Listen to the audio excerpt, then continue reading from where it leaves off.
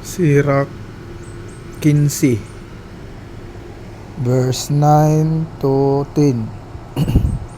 Dili angay sa usa ka makasasala ang pag-awit og mga alawiton sa pagdayeg, tungod kay ang iyang pagsimba dili man kinasing-kasing. Ang usa ka awit kinahanglan nga maoy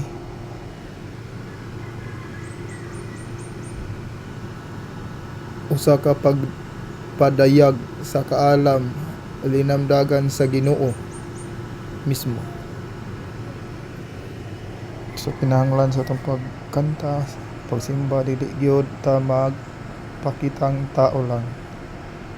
Kaya walay malilong sa Ginoo, ang tanan makita niya bisan pa ang sulod sa kasing-kasing sa tao. Na lang o tuwa tabi-tabi.